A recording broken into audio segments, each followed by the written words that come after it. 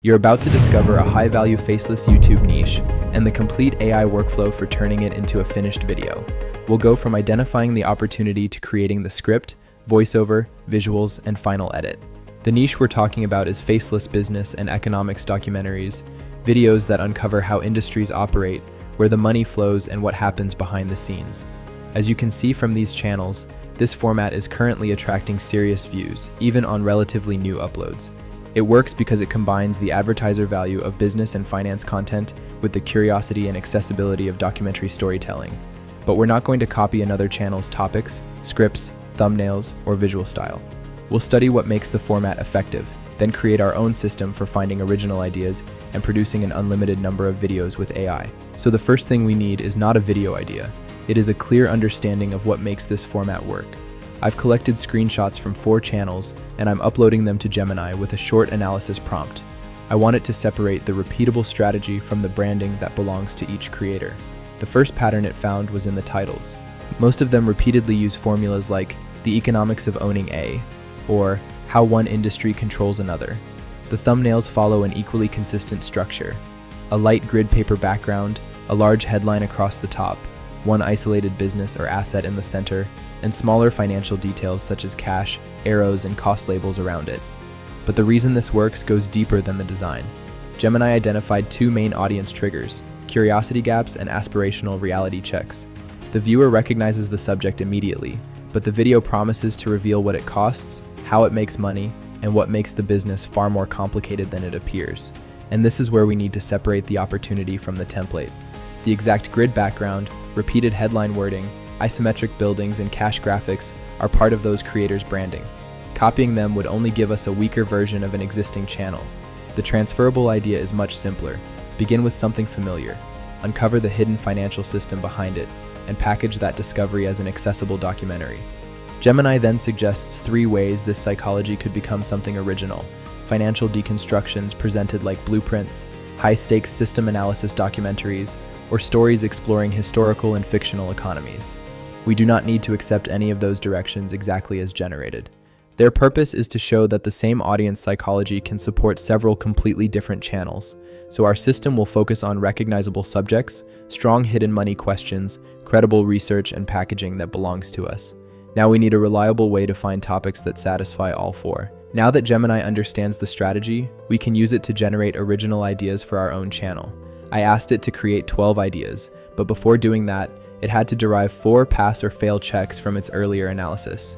This keeps the selection connected to the reference channels without copying their actual topics. For our examples, Gemini decided that a strong idea needs multiple financial layers, an interesting or widely recognized subject, enough credible public data, and mechanics that can be explained visually. It then tested every idea against those 4 requirements. Most passed, but ideas like movie theater concessions and food trucks were rejected because Gemini believed they lacked enough depth for a full documentary. That distinction is useful. A topic can make a good short video without containing enough material for a detailed 15 to 25-minute breakdown. From the passing ideas, Gemini selected 3 finalists: mega airport logistics, cruise ship microcities, and commercial data centers. All 3 have strong research and visual potential, but it recommends the airport idea because airports are universally familiar, while the business operating behind them is surprisingly complex. Airports don't rely on only flights. Their financial system can include airline fees, retail leases, parking, cargo operations, and several other revenue streams, all supported by infrastructure that is extremely expensive to operate. So our demonstration video will be titled, "The Unseen Cost of Keeping a Major Airport Alive." This gives us an original topic with a clear central question. But Gemini has only identified the opportunity. It hasn't yet proven the claims or gathered the information required to write the documentary. That is what we'll do next. Now that we have selected the topic, we need reliable information before writing the documentary. I moved the chosen idea into ChatGPT and used this prompt to create a fact-checked research brief with linked sources. It begins by challenging the viewer's likely assumption. Airports make money whenever a plane lands or someone buys a ticket, but airlines sell the tickets. Airports make money by selling access, infrastructure, time, and commercial space. That leads to our central question: what does it cost to keep a major international airport functioning every minute of every day, and why aren't landing fees enough? ChatGPT then identifies the hidden business mechanism. Airports carry enormous fixed costs, while a significant part of their revenue can come from retail, restaurants, parking, advertising, property leases, and other commercial activities. The brief breaks the topic into the information we'll need for the script: startup capital, revenue streams, unavoidable operating costs, a counterintuitive insight, and a cause and effect failure chain. It also suggests documented case studies and creates a claim and source table so we can see which statements are supported, which figures are estimates, and where additional context may be needed. The caveats are equally important. There is no single airport business model, and construction costs vary dramatically between locations and project types.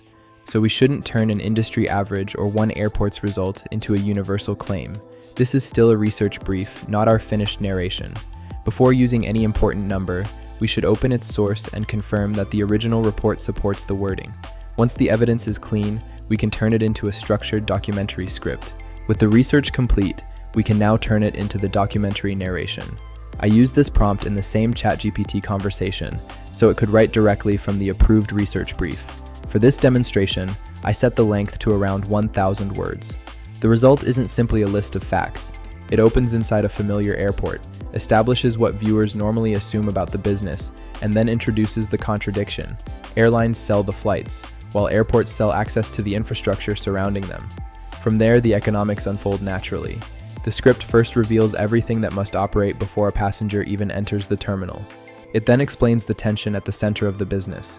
Many airport costs remain fixed, while much of the income depends on aircraft movements and passenger activity.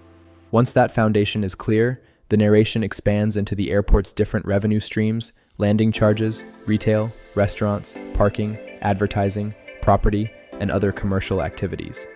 It then connects those revenues to the enormous cost of constructing, financing, and continually maintaining the airport. Finally, the pandemic provides a documented stress test. Passenger traffic falls, several revenue streams decline together, but maintenance, security, and debt payments continue. This turns the financial model into a clear cause and effect story rather than a collection of disconnected numbers. The ending returns to the original misconception with a stronger conclusion. The airport isn't merely the place where the product is delivered.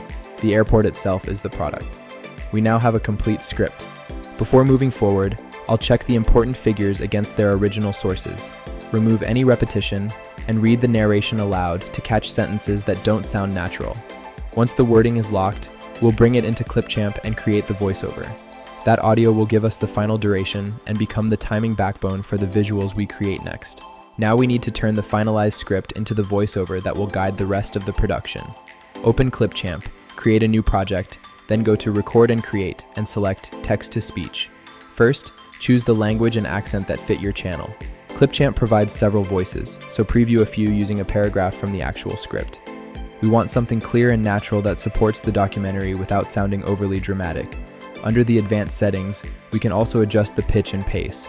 Keep the delivery close to a natural speaking speed, then use the preview button to hear how it handles the narration. Now paste the finalized script into the text box. If Clipchamp's character limit prevents you from adding the entire script at once, divide it at natural paragraph or section breaks, and create multiple voiceover clips. Working in shorter sections also makes corrections easier. If a sentence sounds rushed or two ideas run together, use commas and full stops to control the pauses. We can also rewrite an awkward phrase without changing its meaning. Once a section sounds right, click Save, and Clipchamp will add it to the timeline. Repeat this process until the complete documentary narration is arranged in the correct order. Now listen to the full voiceover from beginning to end. Check for unnatural pauses, mispronounced words, sudden changes in pace, and unnecessary gaps between clips. Fix those issues before creating any visuals. Because this project currently contains only our narration, we can export it as an audio-only file. This final voiceover gives us the documentary's actual duration and becomes the timing foundation for everything we create next. Now we can return to ChatGPT, divide the finalized narration into visual beats, and decide exactly what should appear on screen. With the final voiceover ready, we can return to the same ChatGPT conversation and use this prompt to create the visual plan. Instead of requesting a fixed number of images, ChatGPT reads the complete narration and decides where the visual idea meaningfully changes. For our script, it created 22 beats. Each beat covers one continuous part of the narration and includes an exact start cue, an exact end cue, its purpose, and a short visual concept. This is more useful than generating one image for every sentence. Several sentences may explain the same mechanism, so they can often share one strong visual. But when the narration moves to a new number, example, comparison, or consequence, the image changes with it. The opening beats establish the familiar airport experience before revealing the infrastructure hidden underneath it. The middle of the plan explains fixed costs, commercial revenue, financing, and debt. The later beats visualize the pandemic shock, the revenue failure chain, and the final conclusion. ChatGPT then converts every beat into a standalone image prompt, using the same cut paper visual identity: warm off-white paper, dark navy outlines, and a restrained teal, mustard, and coral color palette. The complete style description is repeated inside every prompt, so we can generate the images separately without losing consistency. The prompts also specify a 16:9 frame and keep visible text minimal. Because there are 22 images, ChatGPT organizes them into two manageable batches. The first contains beats 1 to 12, and the second contains beats 13 to 22. The batches only organize the prompts. They do not limit how many visuals the script receives.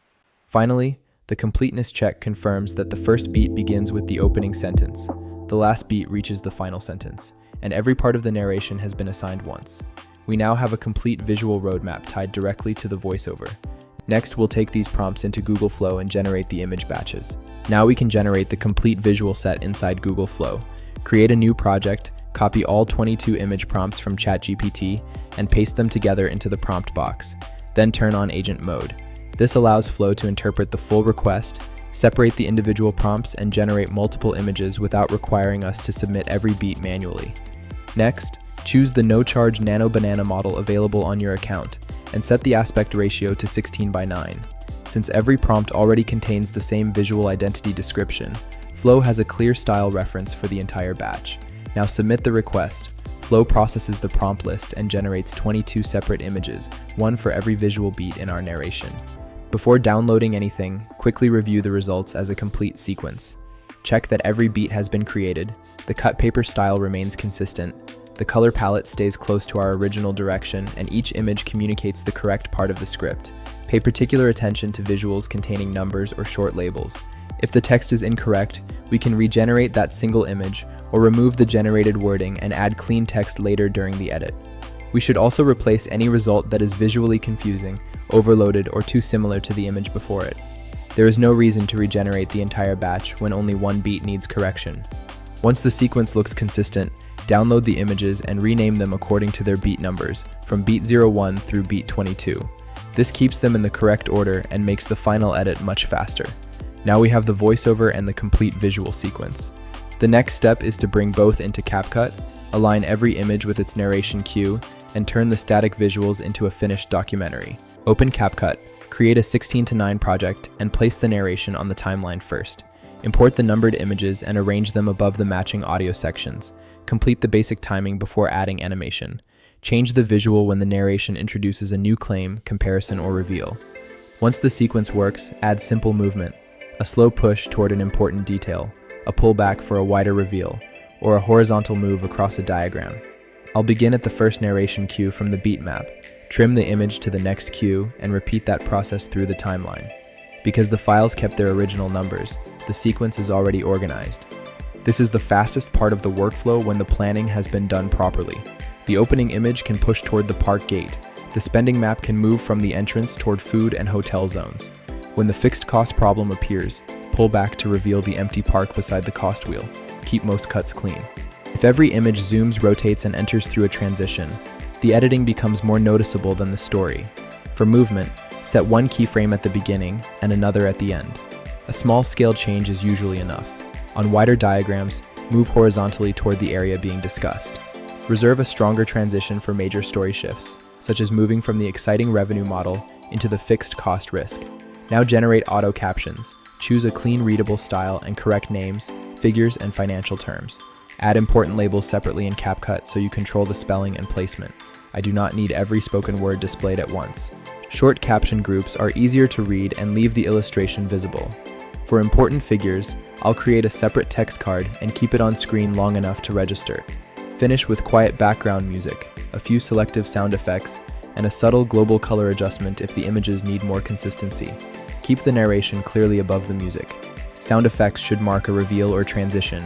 not accompany every cut. If an effect draws attention to itself, it is probably too loud or unnecessary.